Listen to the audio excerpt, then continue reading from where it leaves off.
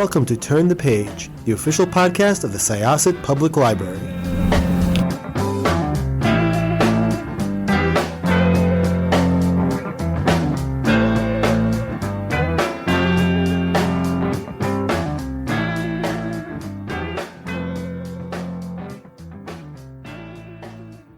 Hello, everyone. Welcome back to Turn the Page. I'm your host today, Jen, and I am joined by the author of an absolutely delicious little fantasy. It's so funny. It is so sweet. It is riveting. It is so many things, and I am so excited to talk about it. So welcome to the show. Could I ask you to introduce yourself and your book, please? Of course. Thanks, Jen. So glad you liked the book. My name is Nikhil Prabala.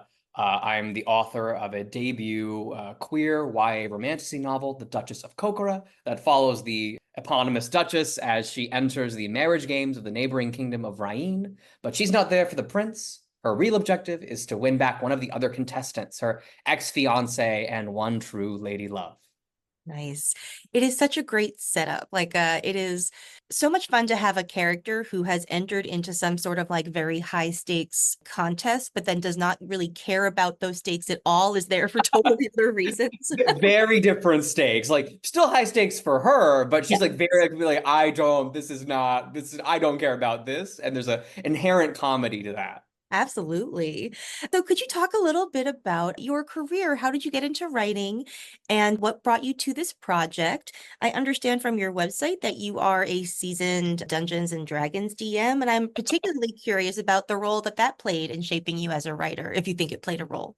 Oh, it definitely did. Dungeons and Dragons, I cannot recommend it more highly as a game and pastime to anyone and everyone. It is the most accessible form of gameplay and storytelling. All you need are you, your friends, maybe a dice or two, but frankly, you can get most of those online. And yes, the rules are there, but mostly it is about you and your friends telling a story and really digging into those things there. Stepping back a bit on the writing career, I think for me, stories and books have always been the way that I understood myself, the world, my emotions. And around when I was 15 or so, just before I think my sophomore year of high school, I really wanted to give writing a serious try. So I actually what happened was we were getting a remodel done on our house back home. And then middle of a Texas summer, the unthinkable happens. It rains, right? Which in Texas it almost never. So we're stuck in a motel for a couple of months. Of all the things to happen, it's far from the worst, right? But it not exactly a lot to do. But I have my dad's old laptop and oodles of free time, so I am going and writing my very, very first novel manuscript and just absolutely loving the experience. And it was bad. I want to be very clear. The first book I ever wrote was not good. It had problems. It was funny. There were fun things going on. There were some good moments. But I look back on that fondly. I still have a copy, and I look at it every now and then. And be like, okay, you know what? I have gotten better, right? It's hard to know as a writer. But I can look back that far and be, okay, no, this has improved. But yeah, that's really what sort of started that. And then since then, about every year and a half, in between other work, other projects, I usually complete a novel manuscript, at least one. If not, my pace has improved over time. I'm actually hoping to move a little faster, especially get the sequel for this book out. No, I just kept writing and writing and writing. And then for this book, actually, I was coming off the heels of actually another rewrite of that very first book. I keep coming back to that. I keep coming back to that's sort of my heart project, I guess, the one that's sort of near and dear. And I really like it. I'm definitely going to come back to it again. But at the end of it, I was like, okay, the tone of this one is dark, epic science fiction. And it's this is a lot. I want to go back to my roots of comedy, fun, character, things happening there. I think a big part of the thesis for this book is that a book does not have to be overly serious to still be smart. Right, you can actually do both. And I sort of started out with the initial premise of man, imagine if a woman went on The Bachelor and just completely did not care about the guy and would just to the other contestants be why, hello there, there's something inherent. I remember reading a manga there's so many with this exact premise, someone incarnated into the world of a dating sim where it's this woman who's reincarnated as the villain character in the dating sim, and she's aware of it. So she's just going out of her way to be friendly to anyone and everyone. And really, she has a weird amount of chemistry with the main female lead. And I'm hold on. Yeah. What if, then, a couple of things like that, thinking about the amusingness of the premise. I'd also been talking with some friends of mine who are young women in the 20s and 30s who grew up reading YA and, absolutely loved it, but like wished, hey, like maybe if the genre, we could produce something that was like a little closer to my experience, like a woman in her maybe early 20s, or because young adults actually a pretty wide spectrum. There's young adult that's like, okay, I'm like 15 or 16, and young adult where I'm in my 20s, and like both are young adults. Like, and that's I think an underserved genre, although better served now with, I think, new adults, some of the academia works coming out these days. But certainly something I wanted to target while I was writing this. So yeah, I think that's a big part of what led me to this book. And I found myself writing that first draft. And at first it was just a pure comedy romp, like absolutely like not trying like that. The very first draft was like, I am not trying to like think too hard. But then like I started realizing, wow, these characters actually have a lot of depth. These relationships like have a lot of potential for exploration. So over the subsequent drafts, I explored those in a lot more detail, eventually getting to sort of the final draft that we have today. And as far as how the D&D sort of played into it, the world building of this book actually comes from a D&D character that I played a while ago. He was a time traveling warrior priest who came from a world that had been dominated by like an evil machine cult.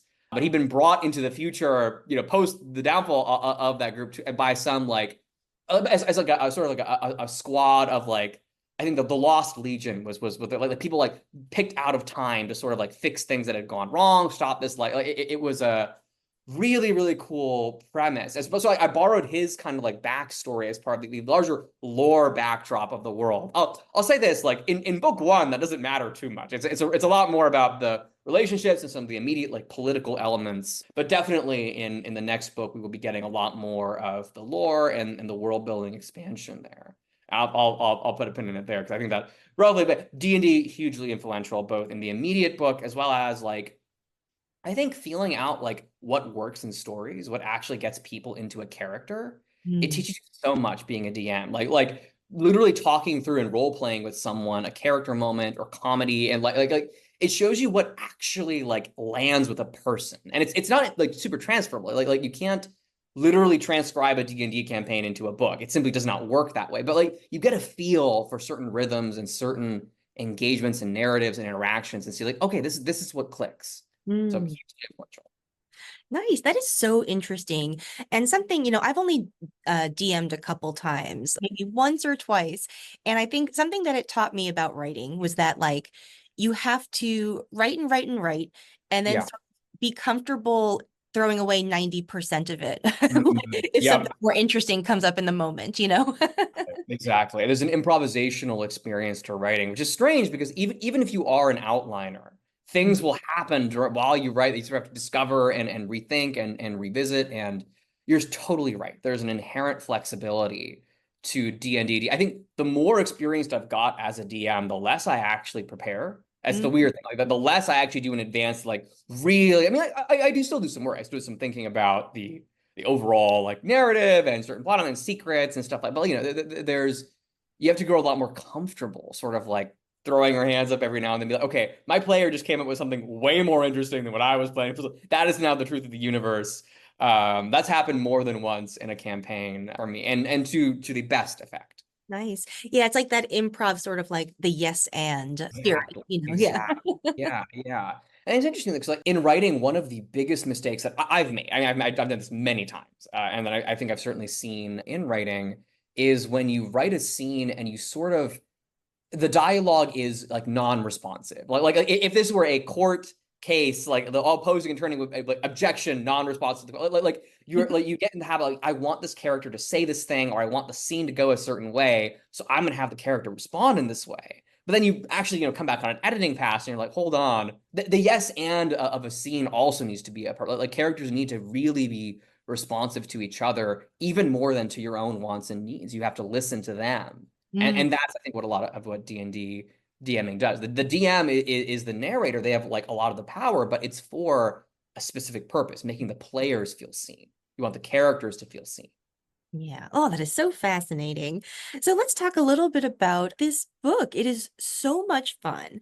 And I'm wondering, since you talked about character development and writing nuanced relationships, tell us about our sort of like the trio that is at the center of the story. Something that I appreciate about them is that there is conflict. There are people, like whose goals don't align. And so that creates conflict, but there's no hyper caricatured bad guys or good guys, at Yeah. least in like the central trio, so yeah, like introduce us to our major players, please.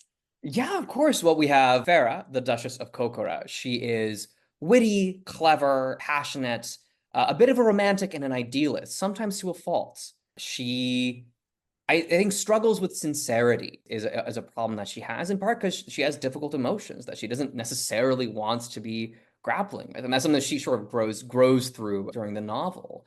But it's also a point of conflict as well, especially in her relationships with both Roselle and Dominic to varying degrees. Dominic being a platonic relationship, of course, but well, with Roselle, certainly her inability to grapple with the person she loves being complicated and not being who she wants her to be, and also having her own flaws. Roselle is the sort of lady love, a fellow contestant that Farah is interested in pursuing. They've had a messy breakup after Roselle's parents did not approve of their marriage. Not for any queerphobic reasons, but for like pure political reasons of the fact that like they don't believe that, Farah is from an imperial province, although the relationship there is politically complicated as well.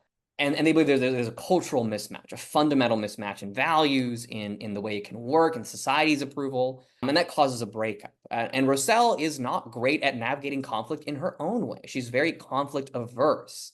She shies away from it. She doesn't like guilt or blame, which can make her gentle when in dealing with other people. She doesn't try to like make them the bad guy, but that's because she's so afraid of being the bad guy herself that which is it's very frustrating. I think we've all argued with people who are really don't want there to be a problem, and that actually makes the problem worse, right? Yes. It'd be way easier if they were willing to like, okay, this is a problem, and let's get into that, and that's its own like relationship dynamic and tension. Roselle is a pacifist. She is a healer. She is a sort of their version of a physician. That they don't really do the like scientific medicine. They're deeply technophobic. So they have some lines there in Rain, but she does that. So she's like very against the overall like martially inclined society that Rain sort of is and has become, and has or hasn't been to various degrees over its history. And then, of course, finally we have Dominic, who in many respects is both the epitome and anti-epitome of that kind of warrior society. He is a very good fighter. He spent most of his life being a soldier, doing violence, but he's come to deeply, deeply regret it. Right? He's come to realize that so much of what he's done is the result of really messy, bad social reasons, as well as like his own trauma that he's been sort of like playing out and living through, trying to like figure that out. I think like Farah, he also struggles with sincerity because he doesn't want to grapple with certain things, but also because he doesn't believe he's very capable of sincerity. He doesn't believe he deserves it or is the kind of person who can do those things. I love what you said about there being a lot of conflict, but no caricatures. I love conflict that arises from like genuine character and like personality differences or values differences, as opposed to like communication not happening or like someone just being a little insane or a little unreasonable. Like I really love conflict, especially in romance, where like everyone is being reasonable. I always hated like love triangles or like second chance romances where like the other party is just awful. And there's kind of like a joking scene about that in the book where she's like, Ferris are like, I wish Dominic was terrible because like it would be so much easier to hate him and screw him over if he sucked. And it was like, well, what would that say about me if I was like, kind of entertaining the notion of being with him? Then they have a bit of a laugh about that, although it's tense in its own ways. And yeah, it's certainly something I wanted to avoid. What was the caricature of any character, particularly being a bi man, but a man writing a book with a queer female lead. I really want to avoid stereotype and characters. I think I've been very careful with that and have hopefully avoided it. And I also hope that I've avoided it with the villains as well, Ulrich and Sarana, who in many ways act the typical villain, but I at least I hope in various scenes throughout the book begin to reveal a more complicated set of motivations. I mean, what they're doing and what they believe in is still deeply, deeply messed up. Like they're definitely doing the wrong thing, but I I definitely liked over the course of several drafts how they, in the very first draft, Ulrich was the worst. I mean, absolutely like abominable. I mean, true monster of a man. He had no redeeming qualities. And then I sort of realized that, like, well, for one, that not only does that diminish Serana as a villain, she's sort of like she was his pawn in the very first draft.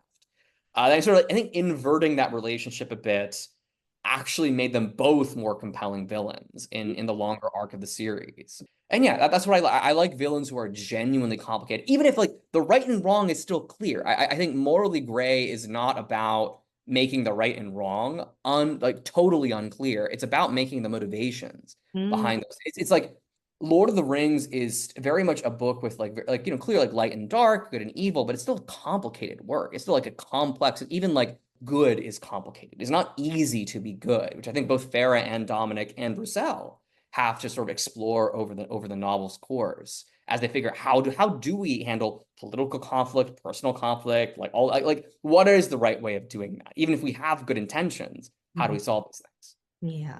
Wow, that is so interesting. And yeah, I think it also speaks to the fact that like what keeps them from being over the top villains is context too, which is I think another thing that like Tolkien does really well. Like you get a good sense of motivations and also like about the context that have shaped those motivations and like the choices that people make to do them. So I feel like when you're doing that sort of nuanced storytelling that like includes people's personal goals and especially how that intersects with all the external pressures of politics and societal expectations and all Totally. that. Like it's Yeah. very rich for opportunity.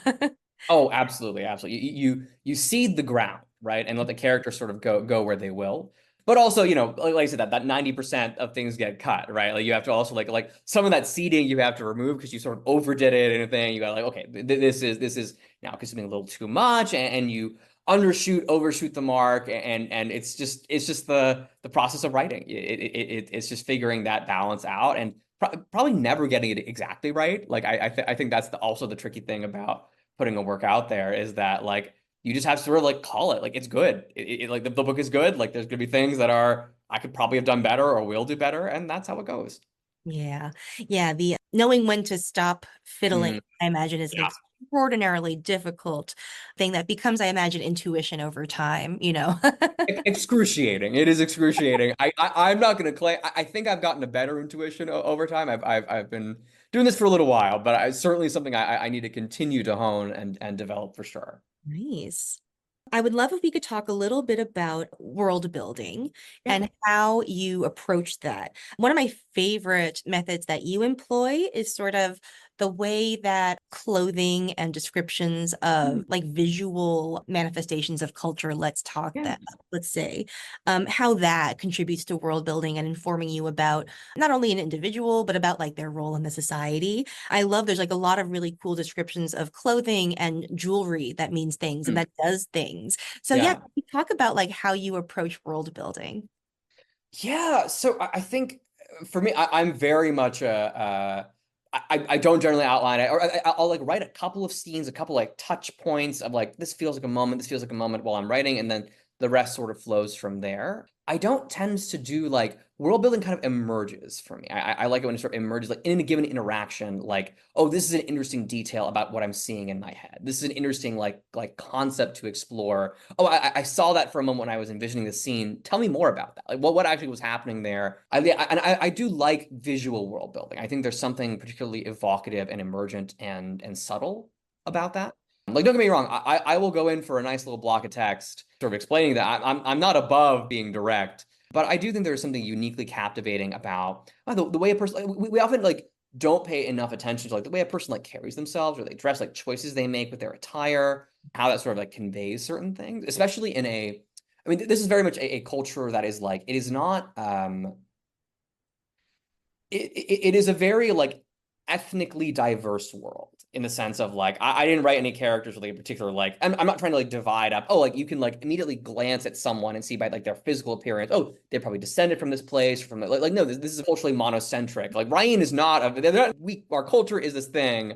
So like you need certain different visual touch points to make that very clear. So like Farah's way of dressing like modern being like the rest of the world versus Ryan's more kind of classical. Like they've sort of stuck themselves in a very particular Victorian-esque time period for a lot of like political and ideological reasons. So like Farah making different choices about how she dresses to sort of like embrace or reject that and convey certain things is very deliberate. Her choices, yeah, like during various contests and competitions, and like where Rossell makes different choices. And like I even left some things on the cutting room floor in terms of like how heavy of jewelry they wear, like it's sort of indicating your style as a fighter and like what kind of like thing you're expecting to do in a given combat situation. Like it's rather like they have one hand is usually talent, is usually like garbed in jewelry so they can cast spells, but in a battle scenario they might go with two. In court you're doing one because you need your free hand to do various like serving tea or like gentle things like in a combat scenario. If you're like a backline spellcaster, to use video game parlance,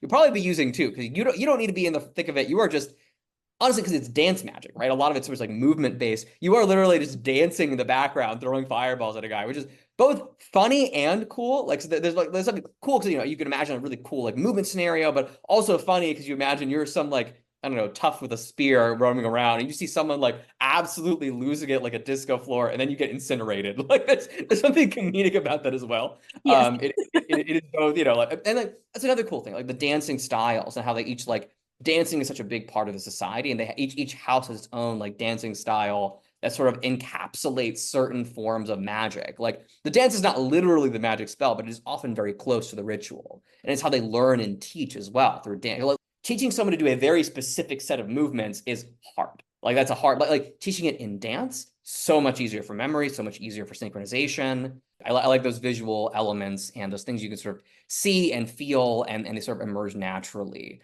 I do feel like, and this is maybe the author in me more than anything else, that I could have done more. I feel like I could have put more in. I could have put more will, and like ultimately I got very good advice while writing this. I'm like, hey, Nikhil, you're really overdoing it in some of these drafts. Like we really like I don't need to know all these intricate details about this particular house, this dance style. We can tone that back. And that was good advice. But definitely in book 2 and potentially book 3, kind of depends exactly how book 2. I mean, I can talk about that later. But yeah, in those later installments, I definitely want to expand. I think especially as, and I think it's no spoiler, in book 2, we will be traveling to the Empire, right? We will be seeing that, which I think in an interesting way will give us more context on Rhinish society, which is main sort of like very culturally stagnant, very like specific. Like they've had changes and growth. It's not been zero, but like because of their repressive attitudes towards technology, they've maintained a very particular way of life. But we're going to this much different and also very flawed, right? I mean, the Empire's got its own problems. We'll be going there and seeing a lot more of. I think they'll have to like comment on Rhinish society as well as Imperial society in order to like make sense of all of this. Very excited to do that. Yeah, I am very excited for that too. Like, I'm very excited to see how this sort of, like just having the culture, the context sort of blown out and seeing the wider picture of why their culture functions the way it does in relation to empire. That is such a rich area for exploration. Thank you so much for joining us. This has been really lovely. So what is on your horizon? Like, are you working on the sequel right now? Are there other projects sort of in your head right now? What's in the future for you? Yeah, so yes and yes. Sequel, other projects, getting back into the writing swing of things after spending a lot of time on the publishing and that whole route. Very, very exciting news. My audiobook for this book will be coming out probably in late October or November. And even more excitingly, it's going to be narrated by Adjoa Ando, who plays Lady Danbury in Netflix's Bridgerton. Wow. So that's a really cool, she's an amazing audiobook narrator in addition to being an amazing actress.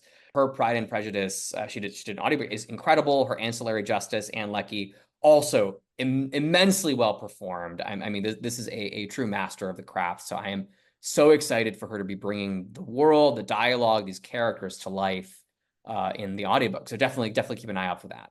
Nice. That rules. That is an excellent choice of narrator. And what a resume. Like that is Seriously. I mean, I was, sometimes you take a big swing, you ask, see if someone's available and they like your book and they're like, yeah, let's do it. It's like, okay. So that is really exciting. That and a few author events in the Bay Area, maybe some in Austin as well. I'm born and raised there, so I might be going back. Oh, great. That's awesome. All right. Well, listeners, go check out the website to see those travel dates in case you want to check this out in person, because a signed copy of this beautiful, beautiful book would be a really lovely thing to have. Yeah, please go check out The Duchess of Kokora. It will be available when you are listening to this. So please head to your favorite independent bookstore, library, wherever you like to go for Yeah, things. absolutely. Thank you so much. It is now time to close this chapter. It's time to close this chapter of Turn the Page. Join us for the next episode.